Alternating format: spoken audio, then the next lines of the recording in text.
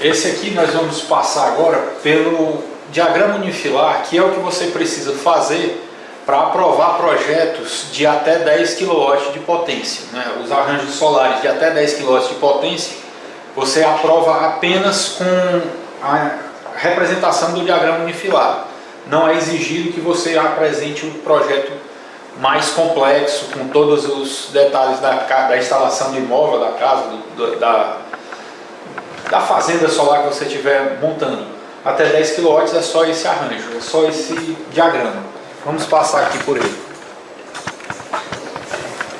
Bom, aqui é o diagrama, é uma representação super simplificada de todo o projeto. Ele, apesar de ser simplificado, ele mostra toda a instalação, com todo o esquema de ligação necessário que o eletricista precisa para executar a instalação. Tem todas as conexões, todos os pontos de ligação, como é feita cada ligação, está todo representado aqui, bem bonitinho. Vamos lá, a primeira parte do projeto de instalação solar é de onde o sol entra no seu sistema, né? O sol incide sobre as placas solares. Ela, nesse caso aqui, é um sistema de 20 placas solares de 5 kW. Então estão representadas aqui a sequência de todas as 20 placas e é como elas são ligadas. Elas estão ligadas em série. Deixa eu dar uma ampliação aqui para vocês enxergarem. Ela está feita toda a ligação em série.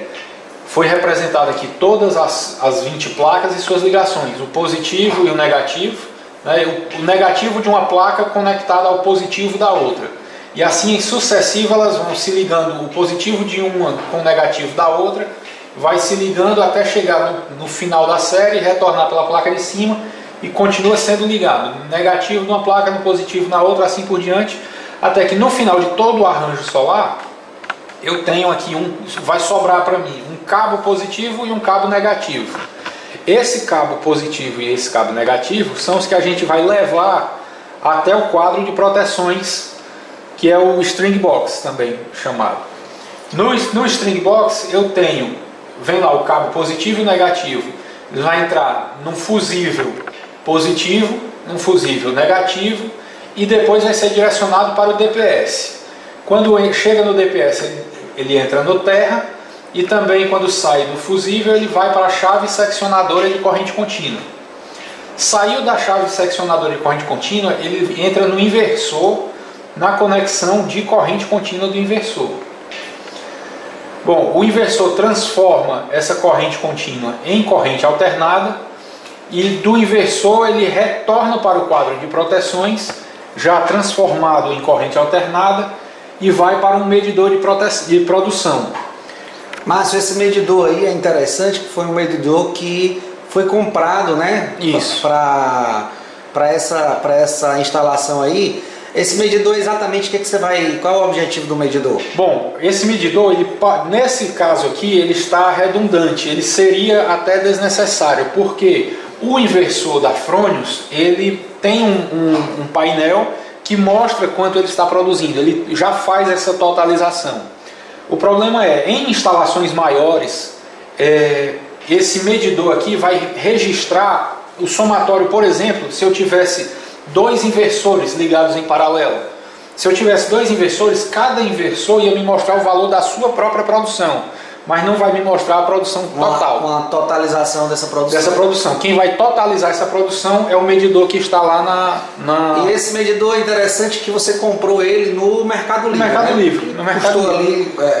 R$80 mais uns 20 e poucos de frete, 110 reais. Bem, eu vou mostrar abaixo exatamente o link para que as pessoas vejam onde foi comprado, né? Que esse medidor ele é super simples, ele se parece com um disjuntor, ele ocupa no quadro de proteções um espaço do tamanho de um disjuntor. É apenas, como ele não é para gerar tarifa nenhuma, é só para o seu acompanhamento da sua produção, é um medidor mais simples. Isso é legal, como você disse, facilita a contabilidade. Se fosse mais de um inversor, 2, 3 inversor, facilita a contabilidade, porque você vai lá e já vê exatamente o contador lá no medidor. Às vezes o cliente começa a sua instalação de pequeno porte e põe um inversor, por exemplo, de 3 kW.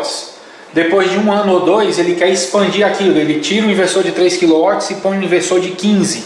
Então, aquela produção que ele já produziu na época que ele tinha um inversor pequeno, fica contabilizado lá. Ele pode somar medidores, somar inversores só com o uso desse medidor simples, né? Sem grandes complicações, você tem a totalização de tudo que o seu arranjo solar já produziu. Não, isso é bem legal. Isso é bem legal porque você não precisa estar contando lá, fazendo na caneta, somando o que cada um. Se eu passei um tempo com um inversor desligado e outro ligado, quanto foi um que um produziu mais ou menos, eu tenho tudo totalizado nesse medidor que é baratinho. Baratinho, R$100. Positivo aí que compensa quando você tem mais de um inversor, por exemplo. Isso. Né? No meu caso aqui, ele está redundante, seria até dispensável, mas como eu pretendo no futuro expandir, eu já quero ter a totalização para quando eu colocar um segundo inversor, já está lá somado os dois. Isso, inclusive, eu vou até aqui aparecer aqui só para a gente bater um papo legal. Isso, inclusive, Márcio, é uma técnica que eu costumo falar, que é para os instaladores exatamente trabalharem isso na hora da venda, é o ver para crer. Ou seja, quando você tiver oferecendo para o seu cliente um sistema de energia solar, muitas vezes o que ele vai achar caro é quando você coloca realmente o sistema completo. Então sugiro para você sempre mandar 2 propostas para o seu cliente. Uma do sistema completo e um outro, Márcio, com 50% do sistema, porque aí ele vai ou com 40% ou com alguma coisa para ele tomar o gosto. Isso. Quer dizer, o sistema vai ficar viável para ele, ele vai ver que funciona, que ele vai reduzir a conta de energia dele. Quando ele vê, o chamado veio para crer, quando ele vê isso aí, ele aumenta o sistema, e aí você expandir um sistema desse, é você botar outro inversor do lado e instalar como se fosse um sistema novo. Eles vão se ligar paralelamente no quadro. Chega no quadro um disjuntor a mais, você põe mais um disjuntor e essa energia gerada se soma. E aí é exatamente onde o Márcio está falando, a gente já colocou isso no projeto. Esse medidor aqui vai ser de suma importância, porque você já vai fazer o somatório dos dois inversores ou 3 inversores, enfim, quantos inversores foi.